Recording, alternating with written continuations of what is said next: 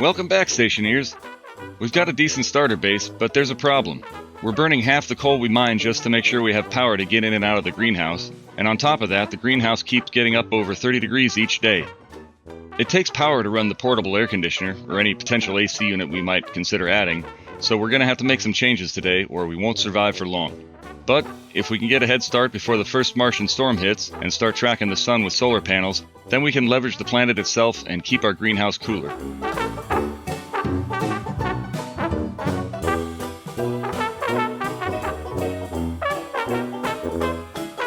So first thing we want to do, now that it's day 4, we need to get the rest of the ship taken down before the storms are going to hit. We've got one more item to get out of it. So in the lander here is a fuel tank, and you can see it listed on the manifest when you start the game on this mode. Everything that comes with your lander and your pod is listed.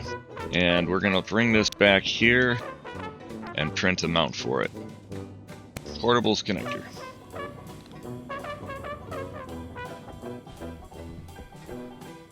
And place it down.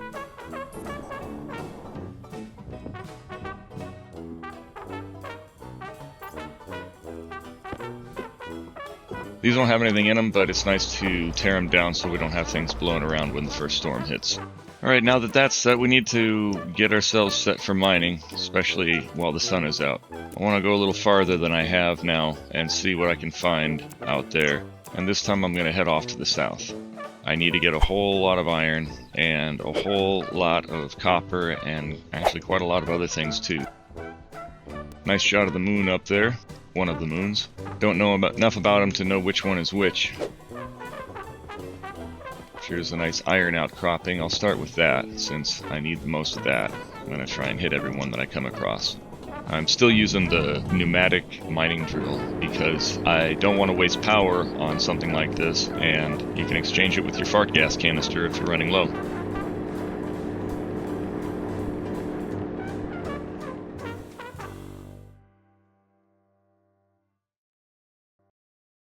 Alright, now's a good time to use the flare.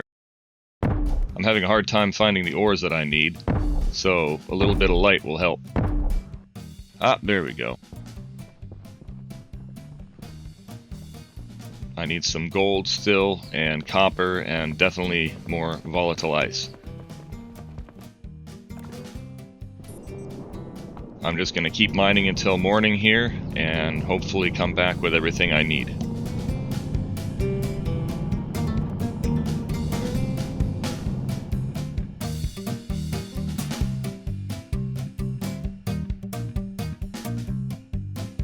Well, it's been a fruitful night mining. I've got most everything I need. I've got tons of iron and coal and copper and gold and silver, so I should be able to make the electrum and solder I need, as well as a whole lot of steel and copper for wires and cables and such. We're going to print out a locker first just to get some ore on the shelf somewhere.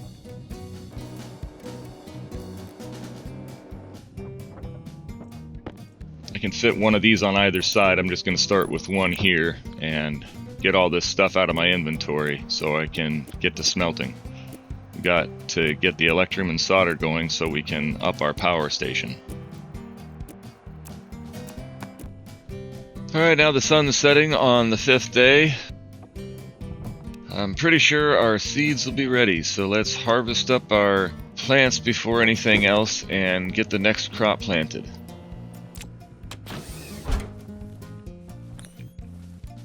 Yep, harvesting potato seeds. And we'll use these to plant these 2 plots here. And we'll do the same here. And we can replant this one too. And we get one to cook.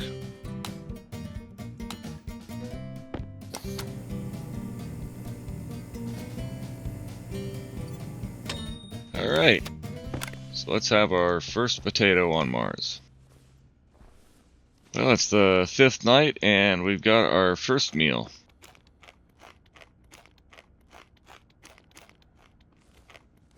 And we'll grab a drink of water while we're here.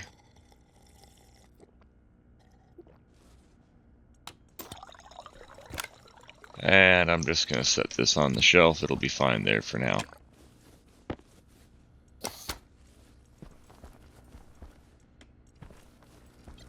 Alright, let's head back out there.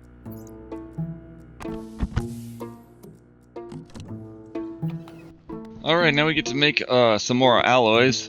We need to make some electrum first, and then we're going to make us some solder. They're both real entry-level stuff.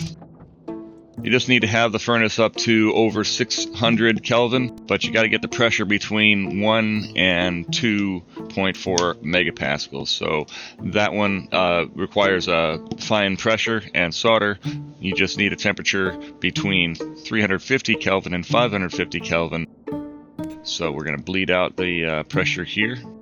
And we're going to get the pressure down below 2.4 megapascals.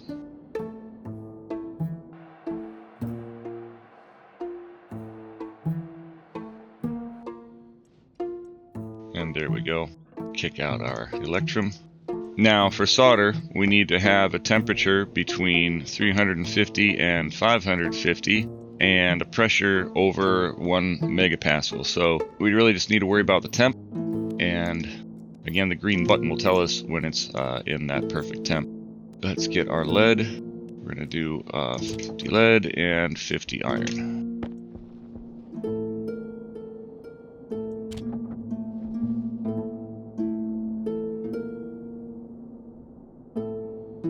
Alright, now we need to lower the temp just a bit. We just turn on our vent, and since it's nighttime, the furnace will fill with cold air, and we can vent out a little bit of that pressure too.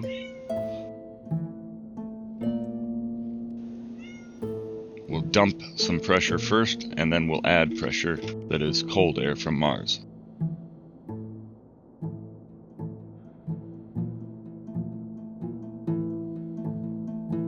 That should be good. Well, we're just waiting this to drop in temperature down to below 550 Kelvin. Alright, now we've got our solder.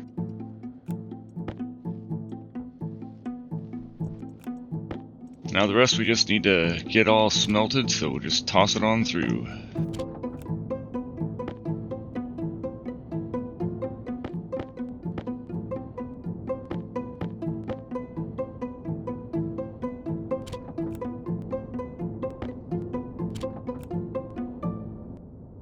Okay, now we get to the fun part where we get to print all the stuff. We're going to start with some more power because we're having a hard time making it. So as soon as I can, I'm going to make my solar panels.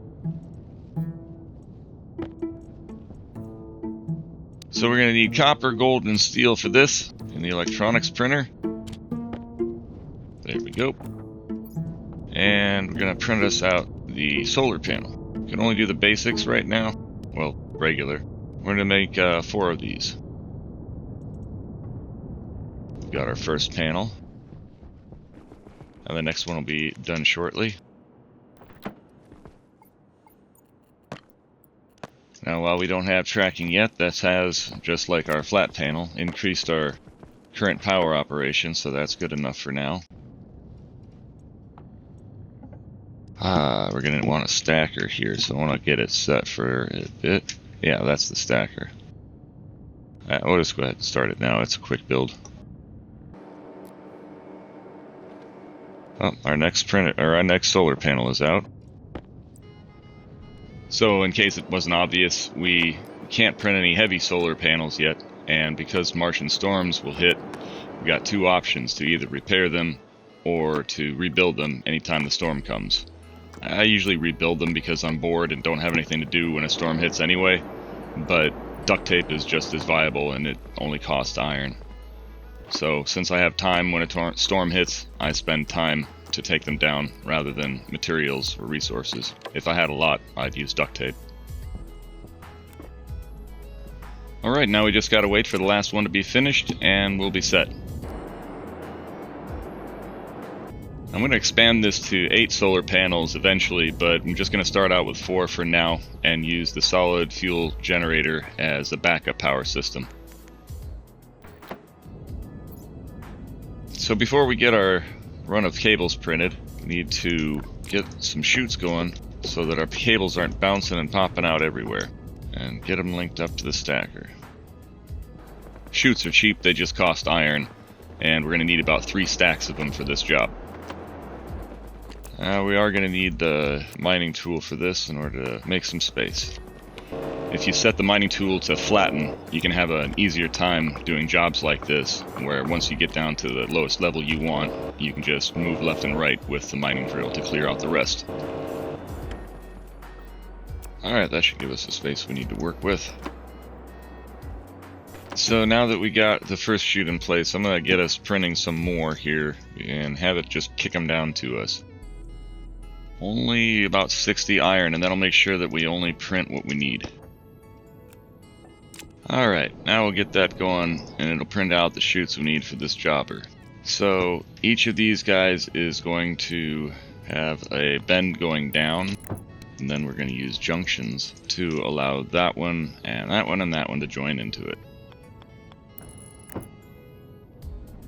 Now this may be a costly job in time and materials at this stage of the game, but it's almost essential for quality of life because of the way items pop out of vendors and bounce up all over the place. You'll just end up chasing things down. Now I'm going to be putting 2 junctions down here, one for the pipe bender and one for the auto lathe, and on the very bottom will just be a corner chute to bring in output from the electronics printer.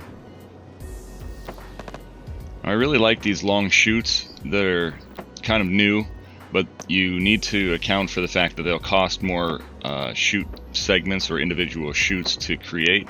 So this job originally would be probably about 30 chutes, but because I'm using these longer chutes just for aesthetics, it is going to cost just a little bit more. And once I get all these placed, we'll be able to fill back in the frames and seal it all back up, and everything will output to the central stacker. I don't plan to use a stacker forever. This is sort of a placeholder. Eventually it will be a vendor, and the vendor can sit right in that same spot and still have room to walk around the left and right of it, and then multiple things can be printing at once out to the same output without kicking the other thing out. This is just a temporary setup. When you print a bunch of cables and a bunch of pipes, obviously the next cable is going to kick out the pipe, or the pipe is going to kick out the cable, so it's not exactly viable, but it still helps for printing single items and stacks of things at the same time. This might make me a little low on iron later, but I can always get more iron. It's pretty common. Usually don't end up hunting around for it like you do with lead.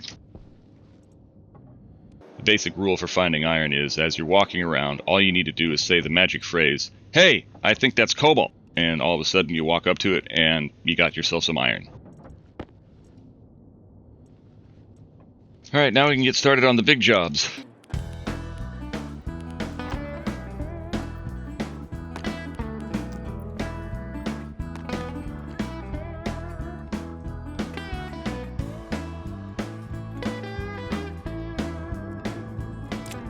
First thing we need to print is the station battery. Now this is going to take 20 gold and 20 copper and 20 steel. So we're going to need to get the copper off the shelf here. And while that's a long build, so we're going to go and get something to eat and drink while it's going, and then we'll flash forward to when it's completed.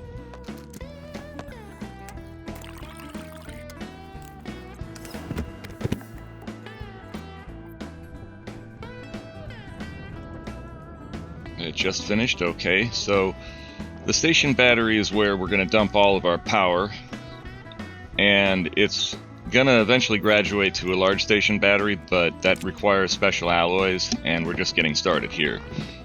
So instead of just dumping all our power into a large battery, small battery, we're going to plop down a station battery right here.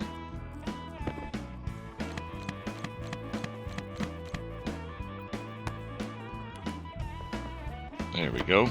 Oh, it does have a middle connection. I could have left that cable. I thought it was offset. Okay, now we need to complete it.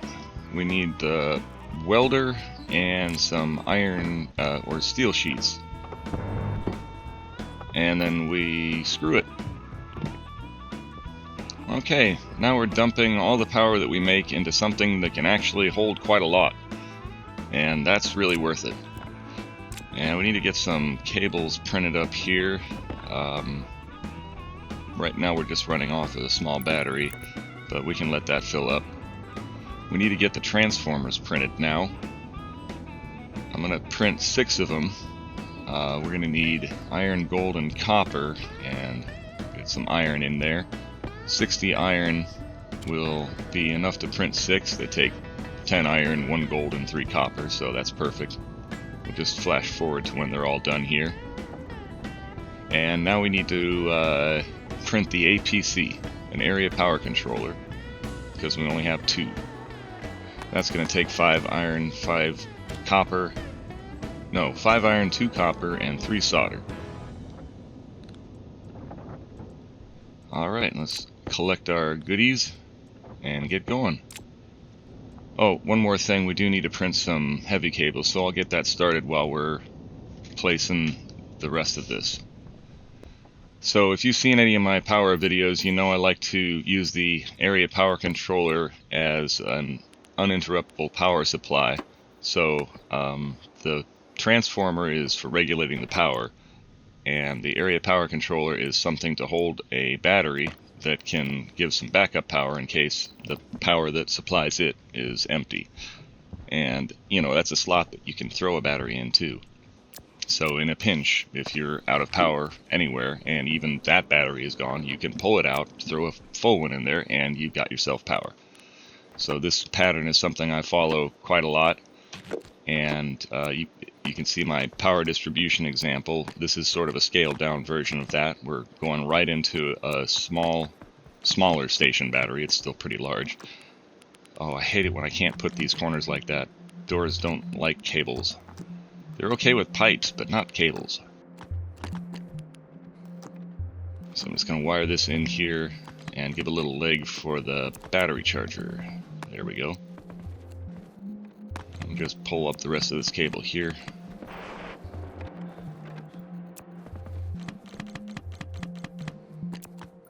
And now we can get to laying the medium transformer.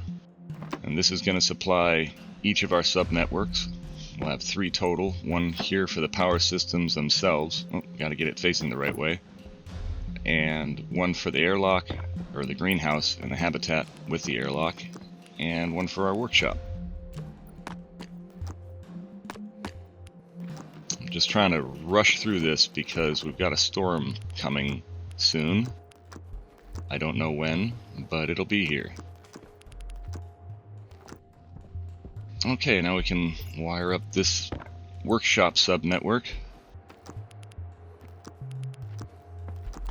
And we can get rid of the rest of this light cable. Now we got 3 independent networks. Let's get the medium transformer set. 5,000 is fine for now. I don't think I'm going to be using more than that, but I mean, I could push it up as far as I want. This is all heavy cable. And these will push up to their max and give them... Oh, we're going to need to make some batteries for these, yeah. Let's turn that one up. Now I'm going to replace this light cable with heavy cable. This way we can have a much higher input here as our power network grows.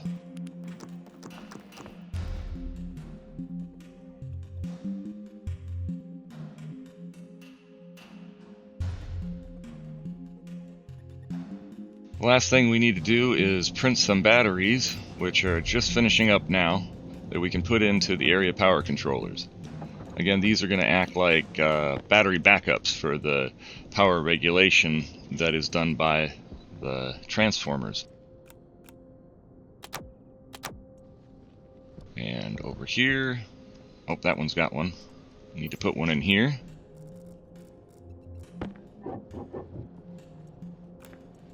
There, now all our sub-networks have battery backup. Now let's just wire up the logic network for the power systems. Bring it down this way. Oh, there we go. There's the storm hitting. Well, I'm just going to rush through the last of this wiring here. Although I should probably take down the solar panels so they don't get damaged. Right here anyway. Okay, now I'm just going to blast through the rest of this. Okay, so it's time to go in for the storm, but we can get started printing on the computer. We just can't turn this on. It'll stop up and stay in there. And we'll have to deal with the background draw of this, but the computer's a long build, so I'm just going to get it started and out of the way now. You can see it slowly rising up there. And that way it'll be ready for us when the storm is done. So let's head on inside here.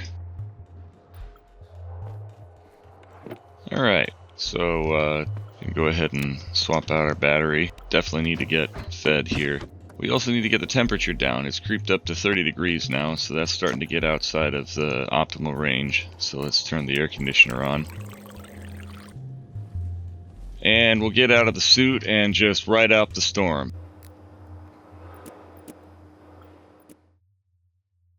This is exciting because we finally get to print our first IC10 chip.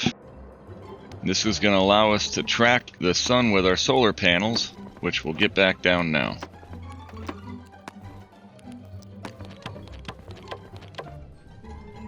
Now let's get back over here. I don't want to print too many of these things. And now we need a housing.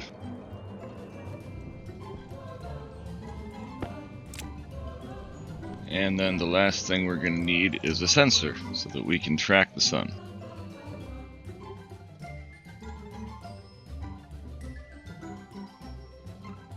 First thing we want to do is set down our daylight sensor and then our IC housing.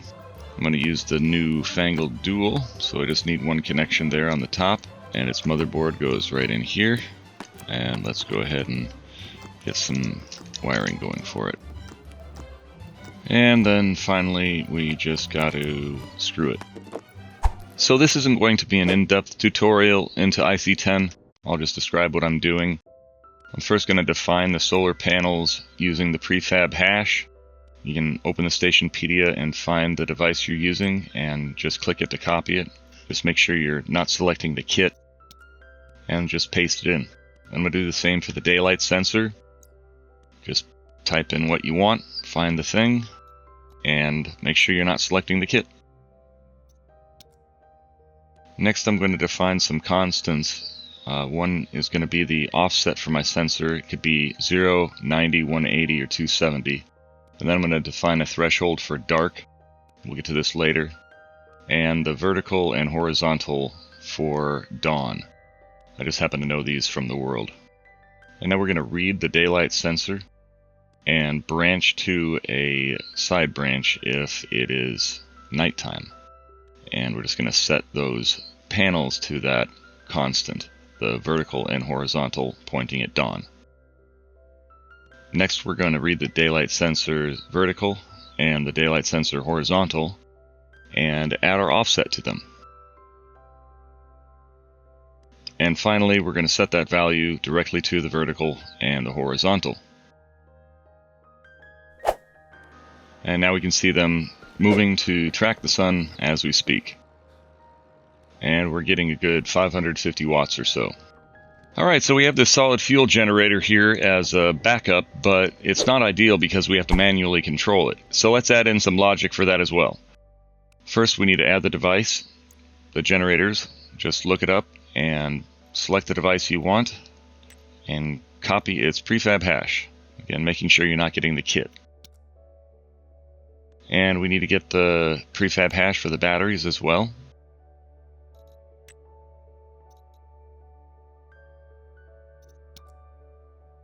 Next we need to find a charge minimum and a charge maximum. We'll do 10% and 50%.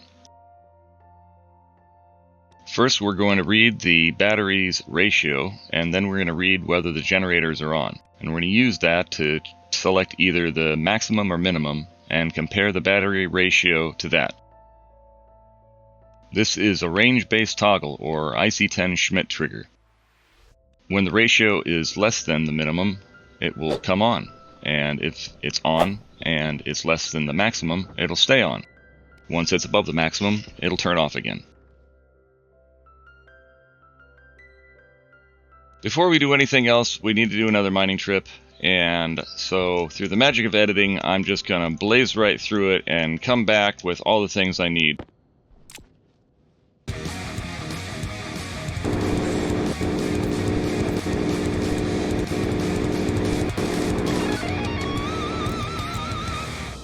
So then out we got some iron to spend. We're going to make 5 more hydroponic trays.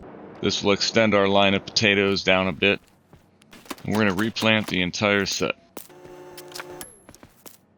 I've been running back and forth trying to keep the temperature in here good every day or so, and that's not good. This air conditioner is not the best thing in the world, so we're going to augment this room with some passive cooling. First, we're going to need to print ourselves out a regulator, and we're going to need ourselves a valve and some gas pipes. And then finally, we're going to need some pipe radiators. So now that we got our proper furnace, we don't need this arc furnace anymore, so I'm just going to get it out of the way. And this is kind of annoying me, so I'm going to move this stacker to where it actually should live. And redo the wiring over here a bit.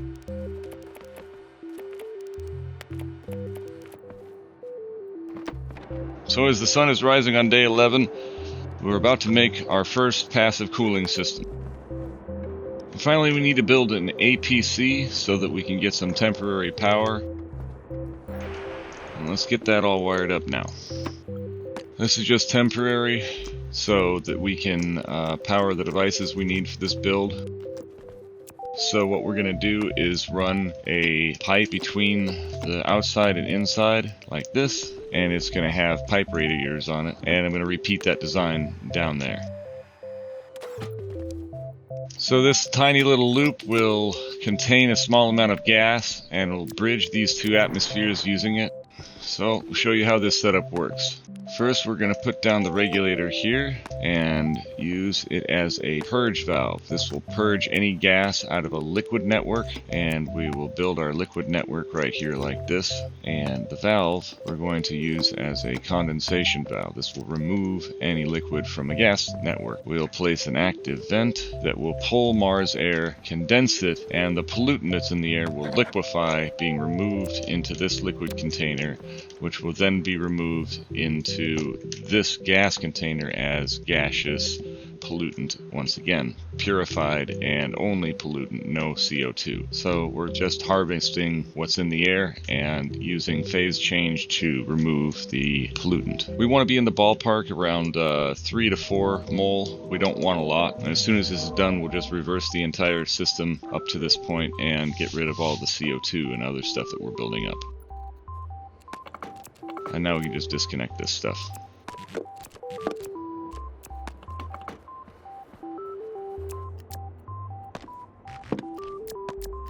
This is where our backup APC is going to go now. So let's get that wired up. Now if we run out of power out here or somehow need access power, we can give it power. This is pretty cool. We're harnessing the planet itself to help regulate the greenhouse temperatures now. And we've got a solid power infrastructure with solar tracking panels and a limited automated backup power generator. If you like my power systems, check out my other videos on my channel to see some neat designs. I've got a bunch of other Stationeers videos too, of course. I hope you'll join me for the next episode where we'll be upgrading all the printers and building an awesome dual furnace system that we can just huck coal into to get solid fuel ingots directly feeding into our backup generator. See you later!